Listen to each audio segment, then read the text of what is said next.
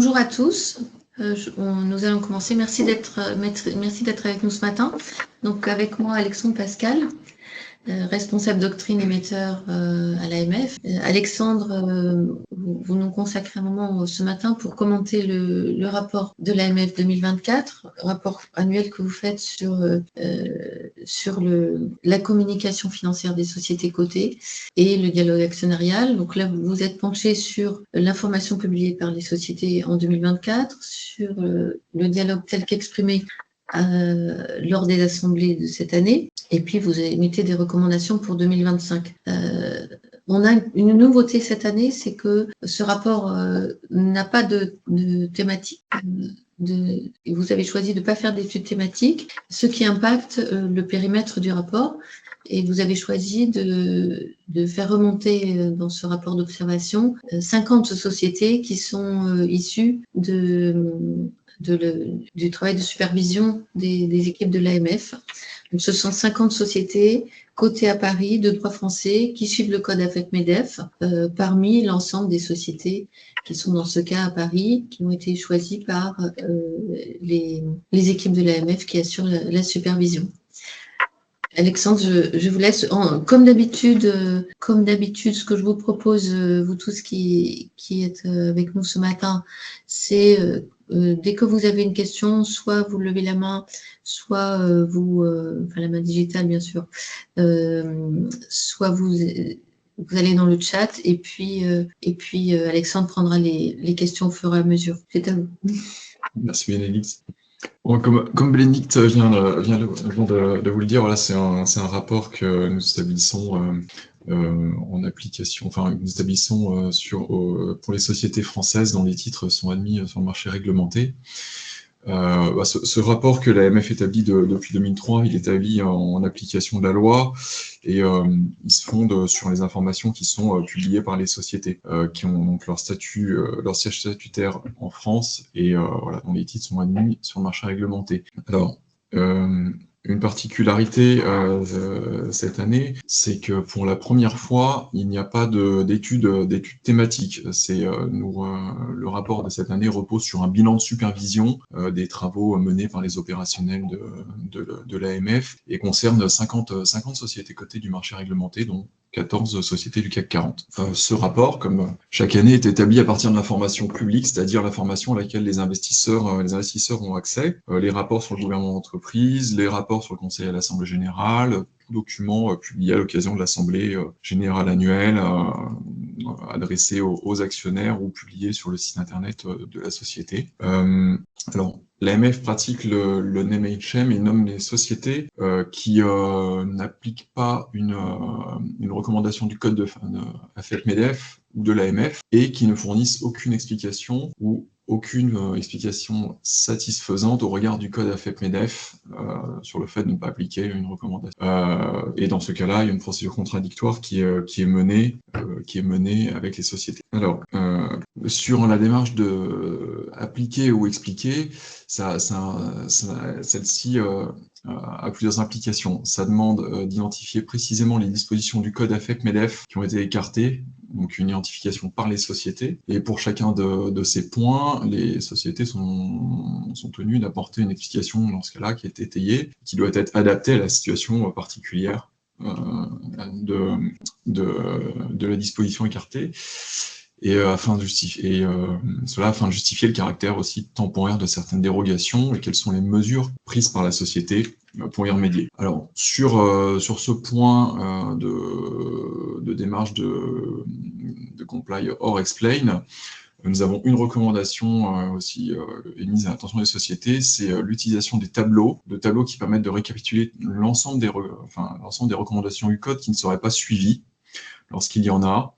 Et c'est une présentation qui est plutôt préférable par rapport à une rédaction littéraire pour avoir une information beaucoup plus lisible et synthétique. Ce sont des éléments qui sont repris dans la recommandation AMF 2012-02. Alors, comme expliqué juste avant, l'AMF, à travers ce rapport, veille à la transparence des informations publiées par les sociétés cotées en matière de gouvernance et elle peut aussi approuver toute recommandation qu'elle juge utile. Également, l'AMF émet des pistes de réflexion qu'elle adresse aux organismes professionnels, qui sont la FEP-MEDEF ou le HCGE, qui consistent en des propositions de modification du code AFEP-MEDEF ou de recommandations du HCGE. Donc, toutes les recommandations précédemment émises par l'AMF en matière de gouvernance et de rémunération des dirigeants sont consolidées dans 2 documents. Un premier qui est la recommandation AMF 2012-02. Ça, c'est pour ce document est destiné aux sociétés qui se réfèrent au code AFEP-MEDEF. Et un deuxième document est le guide d'élaboration des documents d'enregistrement universel qui concerne plus largement toutes les sociétés cotées. Alors, si on en vient au constat lié à la conformité au code de gouvernance d'entreprise. Alors, ici, simplement, vous avez un aperçu de nos bilans de supervision. Je crois qu'il fallait retenir 2 chiffres, en fait, c'est que la moitié des commentaires qui ont été adressés aux sociétés concernent des sujets d'indépendance. Des sujets d'indépendance des administrateurs, de respect en fait des critères d'indépendance des administrateurs, ou encore de la proportion de membres indépendants au sein du conseil et ou au sein des comités du conseil. Et puis, un tiers des commentaires adressés aux sociétés concernent des problématiques d'évaluation du fonctionnement du conseil d'administration. Le solde résidant dans les contestations d'assemblée générale, le plus souvent lié à des sujets de rémunération. Alors, si on en vient donc au constat sur les administrateurs qualifiés d'indépendants, alors, lorsque ceux-ci ne respectent pas les critères du code AFEP-MEDEF, le premier constat concerne l'indépendance, le critère d'indépendance relatif à l'ancienneté du mandat, c'est-à-dire les mandats qui ne doivent pas avoir plus de 12 années d'ancienneté. À la fin de l'année 2023, nous constations 11 sociétés, donc 4 sociétés du CAC 40 écartaient l'application de ce critère. Et en 2024, nous avons pu observer que 2 sociétés, point positif, ces 2 sociétés sont mises en conformité en faisant évoluer la composition du comité du conseil à l'issue de l'Assemblée générale. Donc, cette année, le constat, c'est que les explications qui ont été apportées par les sociétés reposent toujours, en fait, pour justifier le non-respect de l'ancienneté du mandat, reposent toujours sur des qualités attendues de tout administrateur et ne sont pas suffisamment circonstanciées pour justifier l'indépendance de l'administrateur. Donc l'AMF cette année confirme le constat qu'elle avait formulé l'an dernier. Aucune explication circonstanciée n'a été fournie par les sociétés et pour permettre de justifier l'indépendance de l'administrateur qui dépasse une durée de 12 années.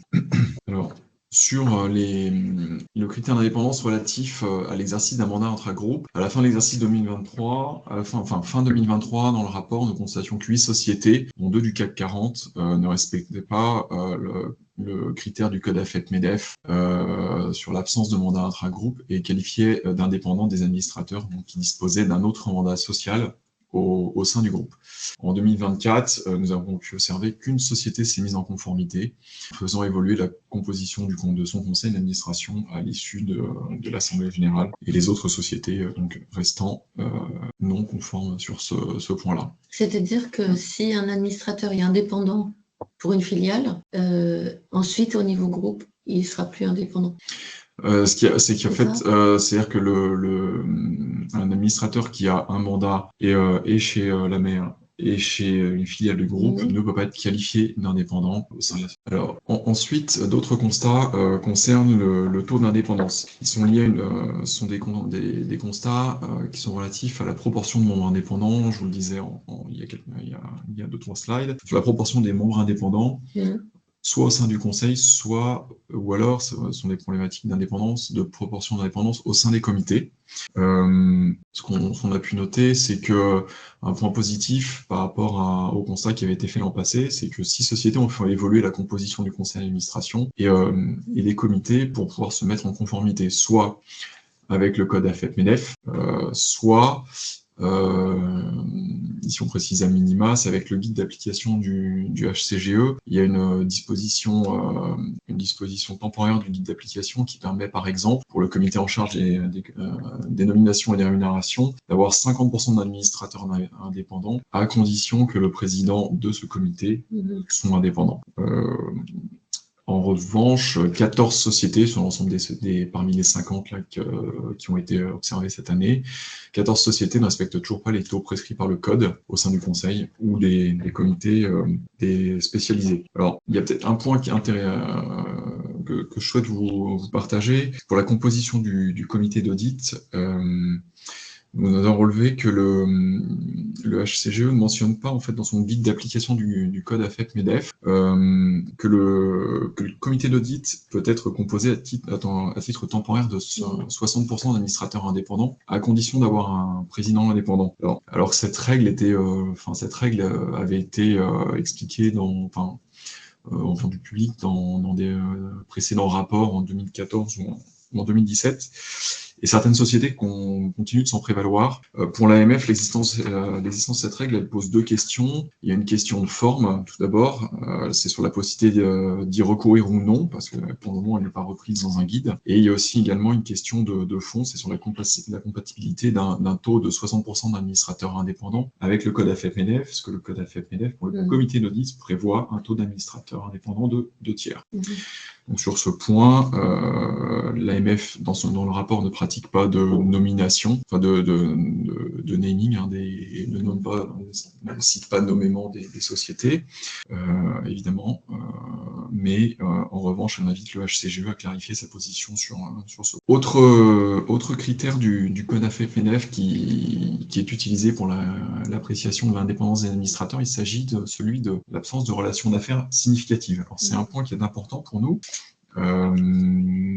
et parce que nous relevons cette année qu'il y a une information qui est relativement hétérogène d'une société à l'autre. Les informations, nous avons relevé que les sociétés ne fournissent pas toujours les informations nécessaires aux investisseurs qui permettraient de comprendre s'il existe ou non des relations d'affaires significatives entre les administrateurs de la société et la société, ou encore le groupe, et donc quelle est l'importance de ces relations lorsqu'il y en a. C'est-à-dire, est-ce qu'il y a des critères qualitatifs, quels sont les critères qualitatifs ou quantitatifs qui permettent d'apprécier cela. Par ailleurs, nous relevons aussi qu'une seule société du CAC 40 indique dans son document d'enregistrement universel écarter l'indépendance des administrateurs en raison des liens d'affaires significatifs avec la société ou le groupe. Donc dans la perspective d'une revue des informations publiées par les sociétés cotées en 2025, le message de l'AMF est que nous invitons les sociétés à fournir une information plus détaillée pour justifier que ces liens ne sont pas de nature à altérer l'indépendance des administrateurs.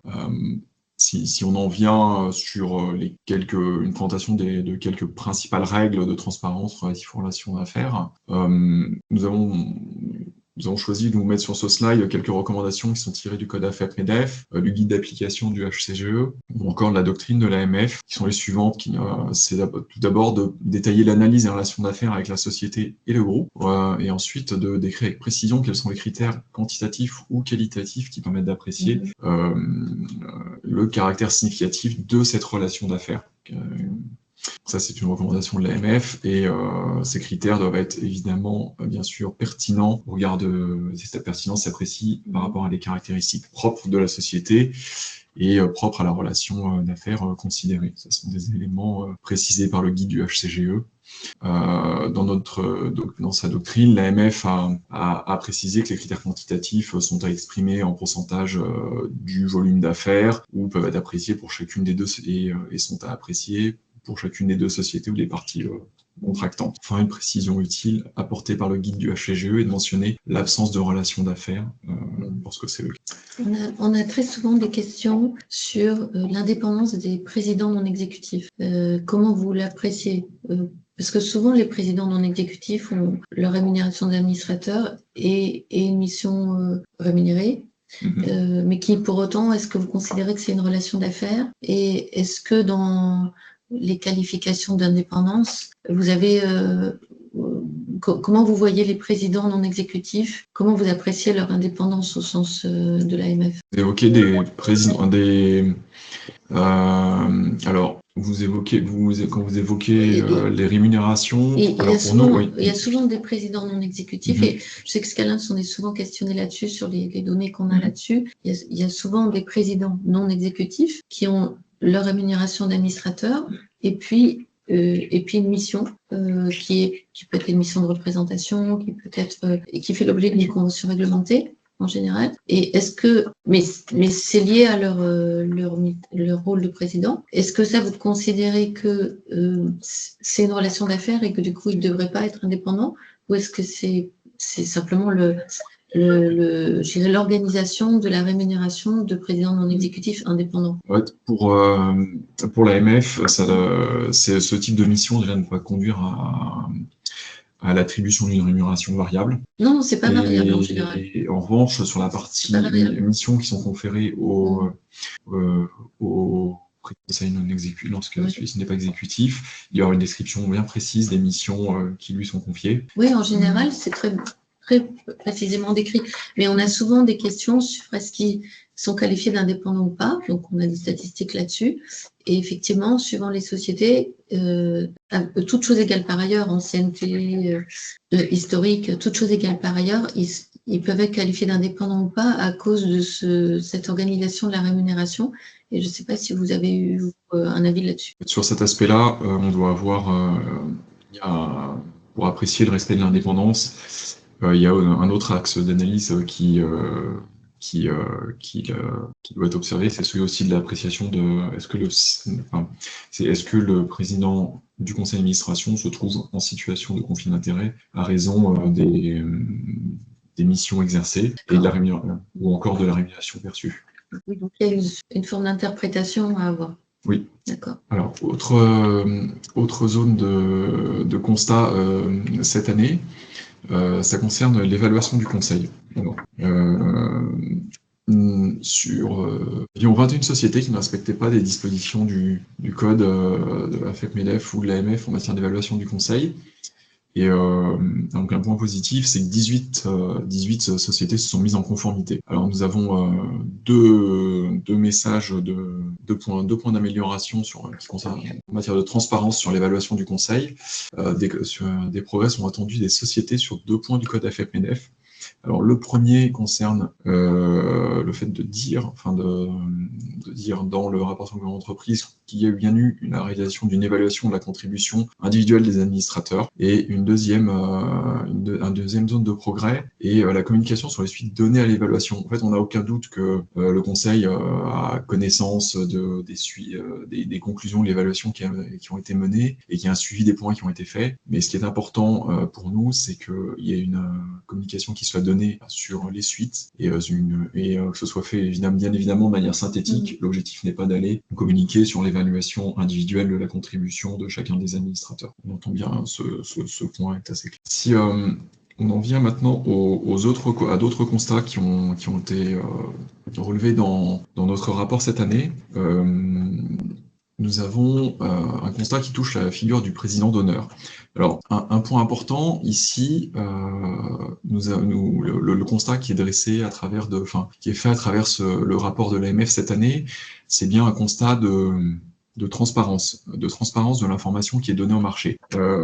Parmi les documents d'enregistrement universel ou des informations publiées par les sociétés cotées, l'AMF, elle relève qu'il y a plus d'une quinzaine de sociétés sur le marché réglementé qui ont nommé un président d'honneur.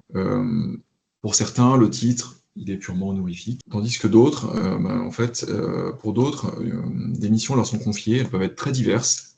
Pour certains, il est possible d'assister aux séances du Conseil ou à des comités du Conseil, voire de voter à titre consultatif. Et l'information qui est fournie au public, elle est hétérogène d'une société à l'autre. Alors, ce qu'on voit, c'est que cette figure du président d'honneur, en particulier, elle ne fait l'objet d'aucun encadrement législatif, ni réglementaire, ou encore de soft law. Et le rapport de cette année souligne l'importance d'aller décrire le rôle exact du président d'honneur dès lors que ce n'est pas une mission qui est purement honorifique. Pour cela, l'AMF émet une nouvelle recommandation. Tout d'abord, l'AMF recommande aux sociétés qui ont nommé un président d'honneur de décrire précisément son mode de désignation, ses missions et ses prérogatives. Et elle recommande également aux sociétés, lorsqu'elles nomment un président d'honneur qui ne serait pas administrateur, ou lorsqu'elles envisagent d'en nommer un, de s'assurer que celui-ci connaît l'état de la réglementation relative aux abus de marché. En particulier, ça va concerner les règles d'abstention de communication d'informations privilégiées ou d'effectuer des transactions sur titre.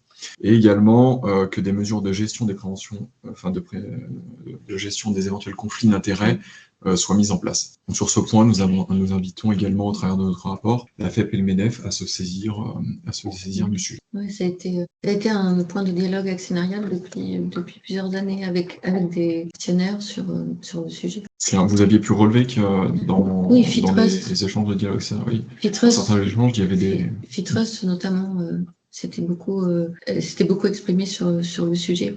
Parce que d'autres sociétés qui ne nomment pas président d'honneur et qui demandent à l'ancien président, qui est souvent le fondateur ou la fondatrice, de rester administrateur et donc de ne plus être indépendant, parce que ça peut être des personnes qui sont administrateurs depuis plusieurs dizaines d'années, mais qui restent élus et qui restent avec un droit de vote. Et manifestement, les actionnaires préfèrent. Ensuite, nous avons dans notre rapport plusieurs constats qui relèvent du dialogue actionnarial et des informations données aux actionnaires, délivrées aux actionnaires au cours de l'Assemblée générale. Alors, d'abord, il y a un point qui concerne la prise en considération par le Conseil de la contestation des actionnaires. Alors, nous avons deux constats. Le premier, c'est que la contestation de l'Assemblée générale pour des résolutions soumises au vote, elle est en légère baisse, mais là, elle demeure quand même importante pour les sociétés du CAC 40, de l'ordre de 4,6% pour le taux de contestation des résolutions. Et ces points concernent souvent la rémunération des dirigeants sociaux, mandataires sociaux.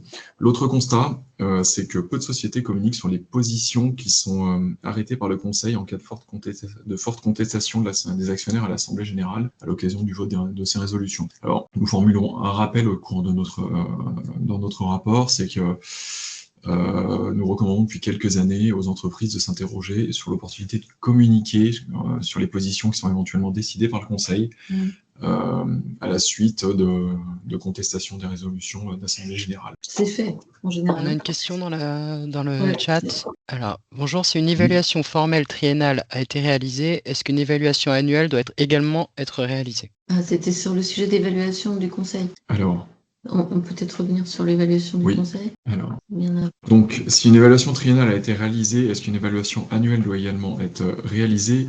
Oui, il s'agit de la faire au niveau des administrateurs. Dans l'évaluation triennale, il s'agit de la faire, alors que l'évaluation triennale est faite s'effectue au travers via le recours à une société externe. Donc sur la contestation des actionnaires, ça c'est vrai que de plus en plus les sociétés communiquent sur la façon dont elles ont pris en compte les votes quand c'est des votes à des majorités courtes et que soit elles s'expliquent en cours d'année, soit au moment de la prochaine assemblée, elles mentionnent qu'elles ont pris en compte et que c'est pour ça qu'elles ont changé la position. Je crois qu'il y a très peu de sociétés qui ont plusieurs années de suite des mauvais scores sur les mêmes sujets. Sur les mêmes sujets Il y en a, bien sûr, mais il y en a très peu.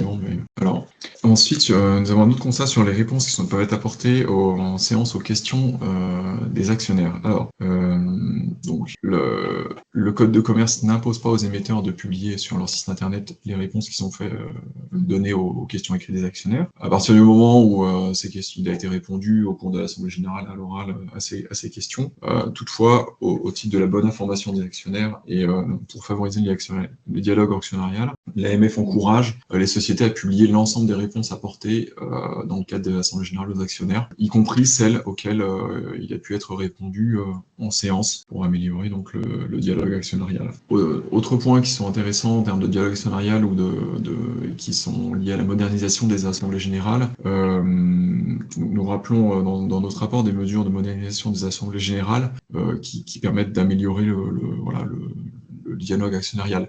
Tout d'abord, le premier point concerne en fait la retransmission des assemblées générales. Les nouvelles mesures imposent cette année maintenant, qu'il y ait une retransmission audiovisuelle, c'est-à-dire image et son, que celle-ci soit en direct et dans son intégralité, sauf évidemment si des raisons techniques ne permettent pas cela ou perturbent gravement la retransmission.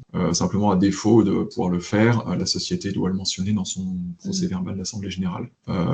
Autre aspect qui permet d'avoir une bonne information et la mise à disposition sur le site internet de la société dans un délai de 7 jours de l'enregistrement audiovisuel, en précisant clairement, si c'est le cas, si cet enregistrement ne permet pas de visionner l'intégralité de l'Assemblée générale. Ça fait couler beaucoup d'encre. cette nouvelle loi. Et alors, je précise ma compréhension, et vous allez me dire si c'est bien compris.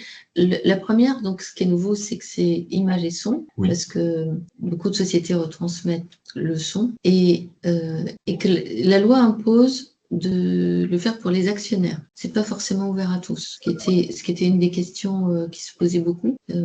Et la deuxième, la retransmission, il n'est pas forcément intégral, c'est-à-dire qu'on peut couper les questions comme c'est souvent le cas. Donc, en termes de révolution, aujourd'hui, ça va être surtout le fait de retransmettre l'image. En revanche, en termes de dispositifs, la plupart des sociétés le font aujourd'hui. Le replay, c'est-à-dire le fait de publier, de conserver l'enregistrement sur le site pendant un certain nombre de mois, ça, c'est pas toujours le cas. Mais la retransmission en direct, depuis 2020, tout le monde le fait. C'est déjà ça. Mais la question qui se posait, quand le texte se préparait, c'était est-ce que ça va être obligatoire pour tout le monde ou est-ce que ça pourrait être restreint aux actionnaires pour les sociétés qui souhaitent le restreindre aux actionnaires. Et dans ma compréhension, on a le choix de l'ouvrir ou pas au-delà des actionnaires.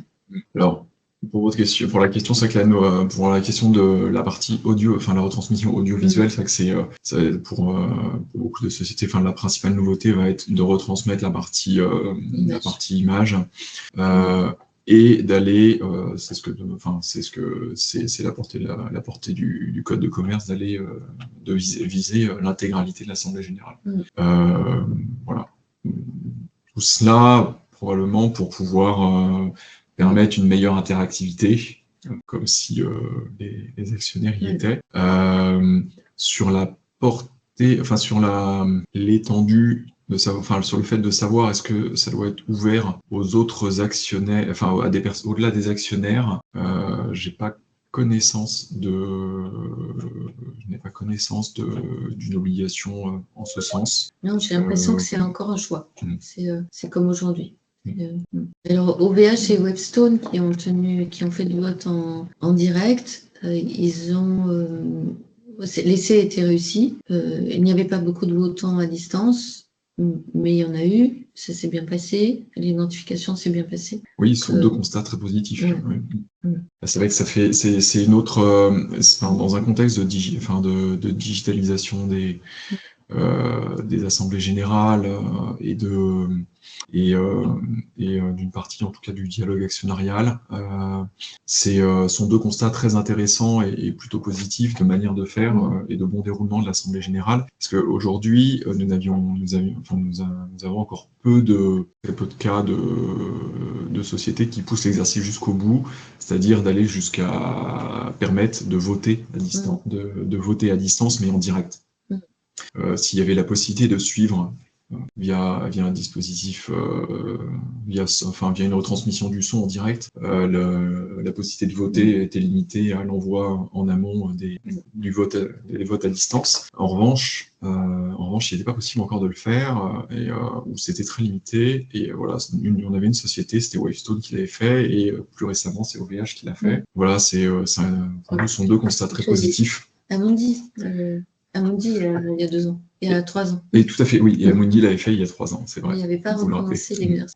Voilà, donc c'est vrai que après on note qu'il y a 2 freins aujourd'hui. Peut-être c'est un frein qui est peut-être un manque, il manque peut-être une impulsion justement pour pouvoir vraiment se lancer dans l'exercice. Et encore, il y a un autre frein également qui peut être un enjeu sur la record date, voilà, pour faciliter l'identification des personnes à distance qui seraient tenues, voilà, qui sont autorisées à pouvoir voter. Voilà. Voilà, nous avons fini avec la présentation de ces bonnes pratiques du dialogue actionnarial et des constats que nous avons pu faire dans notre rapport. Voilà, si vous le souhaitez, nous allons pouvoir avoir un temps d'échange de questions-réponses. Déjà, qu'est-ce que vous recommandez pour 2025, hormis les recommandations là que vous venez d'évoquer sur la rédaction de l'information financière, qu'est-ce que vous recommandez particulièrement cette année? Alors, ce qu'on recommande, c'est ce qu'on recommande au travers de l'Assemblée, c'est au travers de l'Assemblée générale, dans le cadre de la préparation de l'Assemblée générale, c'est d'anticiper sur le dialogue actionnarial qui ne se fait peut-être pas nécessairement uniquement au moment de l'Assemblée générale. C'est d'avoir une fluidité sur les une meilleure fluidité peut-être sur les informations qui peuvent être communiquées vis-à-vis des actionnaires. Et puis l'encouragement que nous pouvons avoir, c'est le message vis-à-vis des assemblées générales, c'est un encouragement à permettre peut-être le vote à distance, donc à l'issue des 2 constats positifs qui ont pu être faits sur les assemblées générales de sociétés comme Wavestone ou Merci OVH. beaucoup. Merci. Merci beaucoup. Merci, au revoir. Merci.